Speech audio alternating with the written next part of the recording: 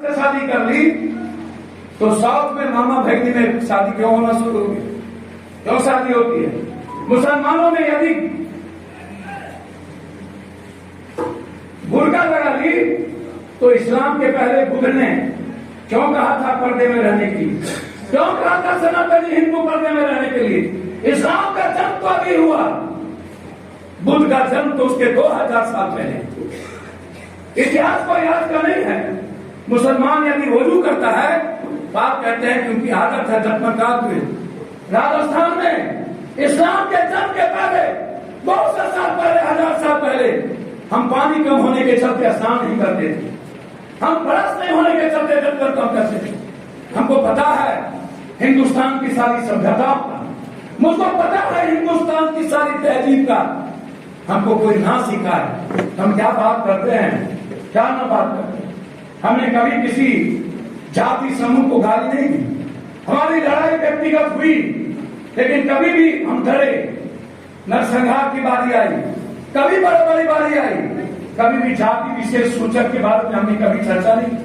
आप उठा करके देख लीजिए, पानी देना मुझे गिलास, आप उधर गिलास देना, रस्ती से चुपचाप देना। आप हमको उठा करके देख लीजिए, पप्पू यादव का कोई एक आचरण दिखा दीजिए, कोई एक चरित्र दिखा दीजिए।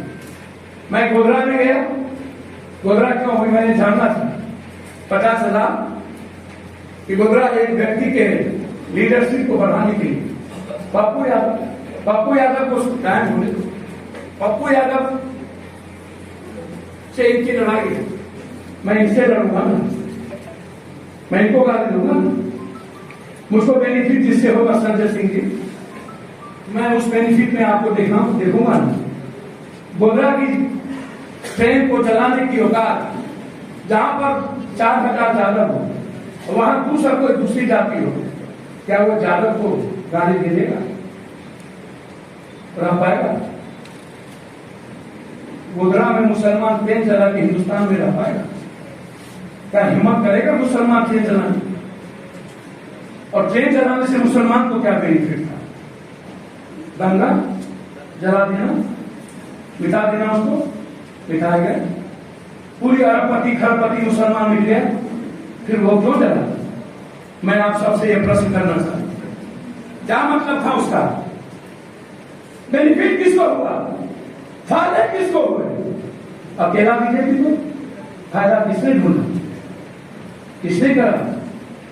पुलवामा में क्या फायदा था मुसलमान?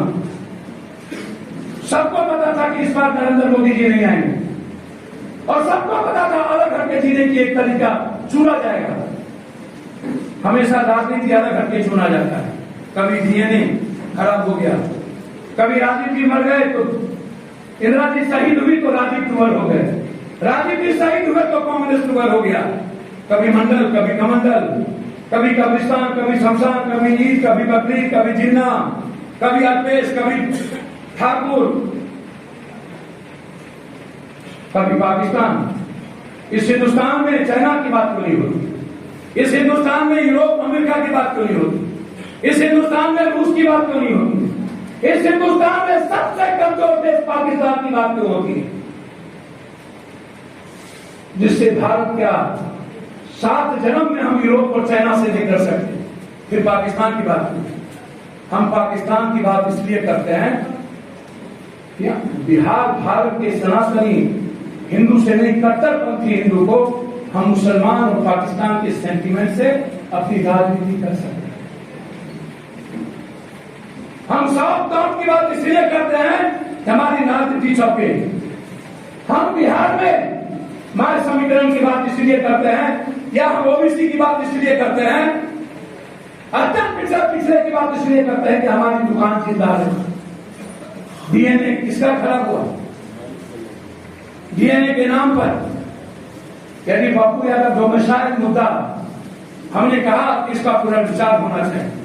टीचर में आप 4 लाख पहले ही आपके ब्लॉक प्रमुख और मुखिया जी ने टीचर 4 लाख बनाया था।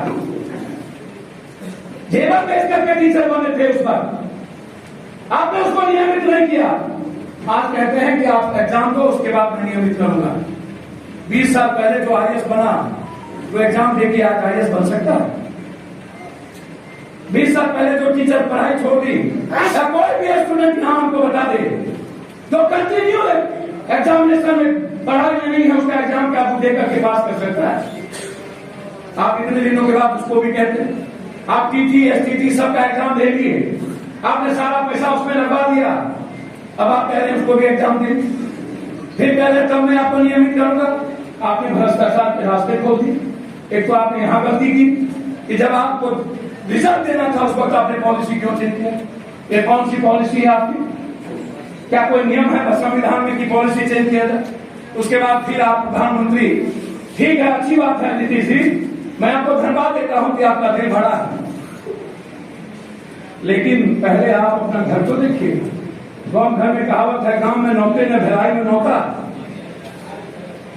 सबसे ज्यादा गरीब बिहार, सबसे ज्यादा अशिक्षित बिहार, सबसे ज्यादा बेरोजगार बिहार, सबसे ज्यादा पलायन बिहार, सबसे ज्यादा बीमारी में मरता है बिहार, सबसे ज्यादा पैसा बाहर देते हैं बिहार।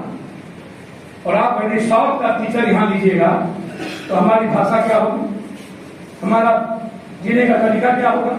आप यदि नॉर्थ से जाकर के किसी टीचर को लीजिएगा यहाँ के बच्चों तो क्या भाषा पर असुविधा होगी कि नहीं? आप सीधा कहिए कि यहाँ पर मैथ और साइंस का बच्चा ही नहीं है।